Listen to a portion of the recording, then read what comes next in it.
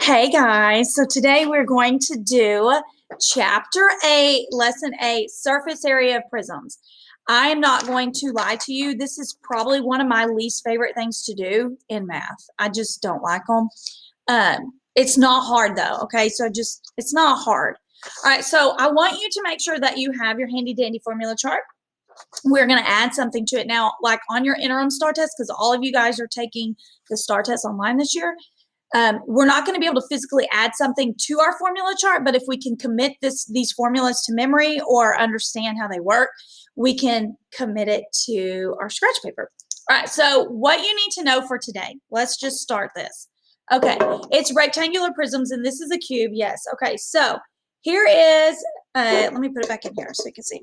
I apologize. All right, so here is a, here's a cube, okay, cube.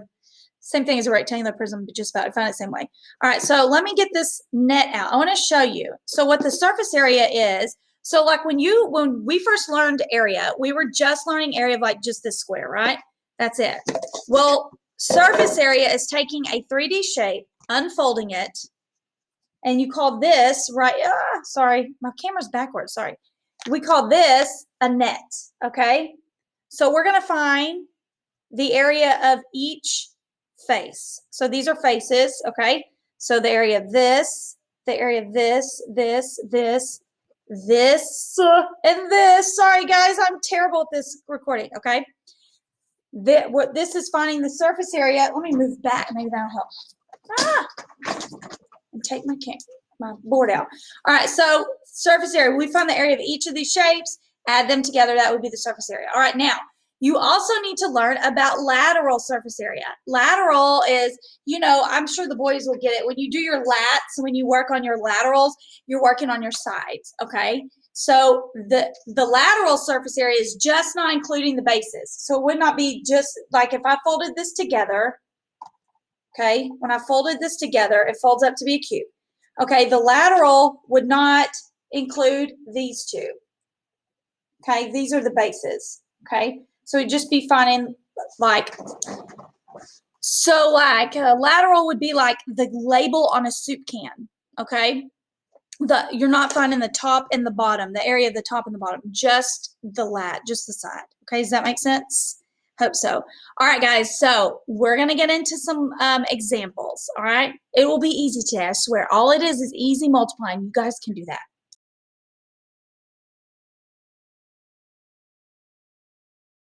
All right, guys, so here we go. We've got two formulas. So you're going to add this to your formula chart. You're going to bring it to me. You're going to show me that you've added it, and I'm going to check you off, and you're going to get 10 points on today's assignment, okay? But you have to do it quietly. You cannot come up and be loud, all right? So somewhere on there, I want you to add this. First, we have the total surface area. So you can do total SA for surface area. That is equal to a capital P. You can't do a little p. It's got to be capital P. Capital P times H plus 2 times B. All right, now we know that capital B, 2 times capital B.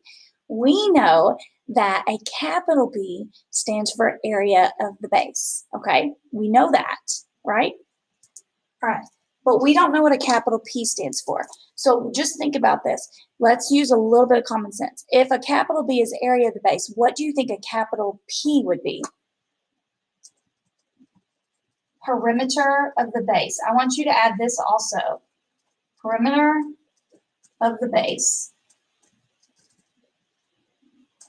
Okay? You're going to need these formulas today. All right? So let's start working this problem out.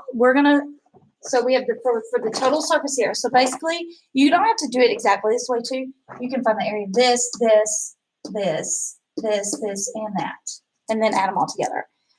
All right, so the total surface area. So the perimeter of the base. Here's our base right here. This is my base. It's a 5 by 3. So we know but we got to find the perimeter. So this is 5. So this back here is 5. This is 3. This is 3. So 5 plus 5 is 10. And 3 plus 3 is 6. So 6 plus 10 is 16. So I'm going to just put TSA now. So it is, we said 16 times the height, which is 9. 16 times 9 plus 2, and the area of the base is a 5 by 3 is 15. 2 times 15. Well, I know that 2 times 15 is 30, so I'm going to just do that. I don't know 16 times 9 off the top of my head. 6 times 9 is 54. The 4 can stay. The 5 got to go. 1 times 9 is 9. 9 plus 5 is 14. So 144. So TSA is equal to 144 plus 30, which total surface area of this rectangular prism would be 174. Okay? Now, I want you to add lateral surface area. Lateral is spelled L-A-T-E-R-A-L. SA, you can put SA for surface area. It is perimeter times height. We've already done that right here. We did perimeter of the base, Perimeter of the base times the height is 144. So we already know that that is 144. We don't have to do it again, okay? So we're going to do one more example, and then I will let you practice, okay? So make sure that you keep these formulas down. Guys, formulas are super easy, okay? You're finding the total surface area, okay? Like, you have these letters. All you have to do is know what stands for those letters and plug the numbers in and multiply or add. It's so easy, I promise. Next one, try to do this on your own. All right, guys, we have one more example. Please do this on your own right now. You have to find the total surface area and the lateral surface area. I've given you the formulas. I've done an example with you. It's your turn to try. It's not hard. It's plugging in numbers and adding or multiplying. Okay, guys, it's not hard. All right, so you just got to know what do these numbers stand for. All right, so we have total surface area. If we find total surface area, then we don't really have to do a lot of work for lateral because perimeter of the base times the height is going to give us our lateral surface area. So then we just solve the total and we got it. All right, now. All right, so total surface area, and I'm going to just shorten it to TSA. TSA is equal to the perimeter of the base.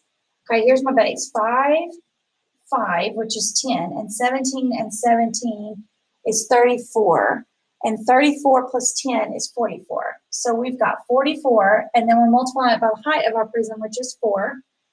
Okay, so times 4 plus 2 times the area of the base. Okay, so 17 times 5, 35. The 5 can stay.